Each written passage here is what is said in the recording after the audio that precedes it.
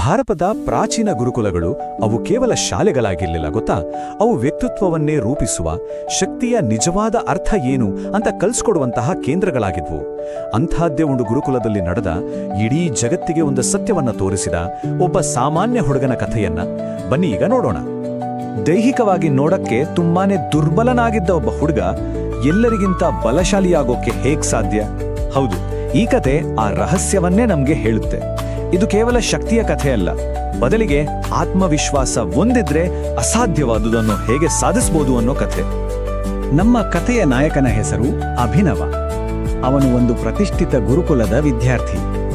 ಆದರೆ ಅವನ ದೈಹಿಕ ದೌರ್ಬಲ್ಯವೇ ಅವನಿಗೆ ದೊಡ್ಡ ಅಡ್ಡಿಯಾಗಿತ್ತು. ಯಾವುದೇ ದೈಹಿಕ ಚಟುವಟಿಕೆ ಇರ್ಲಿ, ಅವನು ಎಲ್ಲರ ಹಿಂದಿನೇ ಇರ್ತಿದ್ದ.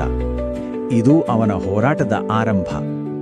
ಜೊತೆಗಿದ್ದ ವಿದ್ಯಾರ್ಥಿಗಳು ಆಡುತ್ತಿದ್ದ ಈ ತರಹದ ಮಾತುಗಳು ಪ್ರತಿದಿನ ಅಭಿನವನ ಹೃದಯಕ್ಕೆ ಮುಳ್ಳಿನ ಹಾಗೆ ಚುಚ್ಚುತ್ತಿತ್ತು.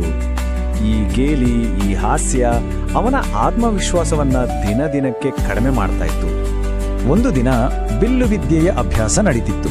ಅಭಿನವ ಬಾಣ ಹೂಡೋಕೆ ಹೋದ, ಆದ್ರೆ ಅವನ ಕೈಗಳು ನಡುಗ್ತಾ ಇತ್ತು. ಬಾಣ ಗುರಿಯನ್ನ ಸಂಪೂರ್ಣವಾಗಿ ತಪ್ಪಿಸಿ ಎಲ್ಲೋ ಹೋಗಿ ಬಿತ್ತು. ಇದನ್ನ ನೋಡಿ ಎಲ್ಲರೂ ನಗೋಕೆ ಶುರು ಮಾಡಿದ್ರು. ಆ ನಗುವಿನ ಸದ್ದು ಅವನ ಕಿವಿಗೆ ಬಾಣದ ಹಾಗೆ ನಾಟಿತು. ಆ ಕ್ಷಣದಲ್ಲಿ ತಾನು ನಿಜವಾಗ್ಲೂ ನಿಷ್ಪ್ರಯೋಜಕ ಅನ್ನೋ ಭಾವನೆ ಅವನ ಮನಸ್ಸಲ್ಲಿ ಆಳವಾಗಿ ಬೇರೂರಿತು. ಹೀಗೆ ಎಲ್ಲರಿಂದ ಅವಮಾನಕ್ಕೊಳಗಾಗಿ ಮನಸ್ಸು ನೊಂದುಕೊಂಡು ಅಭಿನವ ಒಬ್ಬನೇ ನದಿಯ ದಡದಲ್ಲಿ ಕೂತಿದ್ದ. ಸರಿಯಾಗಿ ಅದೇ ಸಮಯಕ್ಕೆ ಅವನ ಗುರುಗಳಾದ ಆಚಾರ್ಯ ವರುಣರು ಅಲ್ಲಿಗೆ ಬಂದ್ರು. ನದಿಯ ನೀರಿನಲ್ಲಿ ತನ್ನದೇ ಪ್ರತಿಬಿಂಬವನ್ನ ನೋಡ್ತಾ ಅಭಿನವನ ಮನಸ್ಸು ಸಂಕಟದಿಂದ ಕೂಗುತ್ತಿತ್ತು.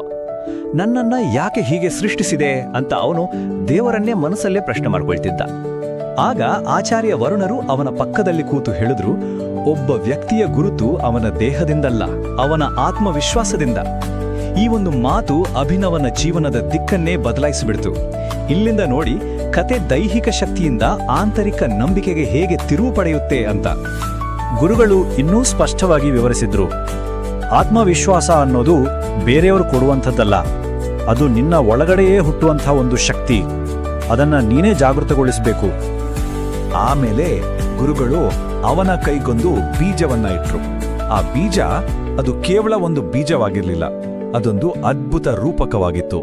ಹೇಗೆ ಒಂದು ಸಣ್ಣ ಬೀಜ ಕಾಲಕ್ರಮೇಣ ಒಂದು ದೊಡ್ಡ ಮರವಾಗಿ ಬೆಳೆಯುತ್ತೋ, ಹಾಗೇನೆ ಆತ್ಮವಿಶ್ವಾಸವನ್ನ ನಾವು ಪೋಷಣೆ ಮಾಡಿದ್ರೆ ಅದು ಕೂಡ ಪರ್ವತದ ಹಾಗೆ ದೃಢವಾಗಿ ನಿಲ್ಲುತ್ತೆ ಅನ್ನೋದರ ಸಂಕೇತವಾಗಿತ್ತದು.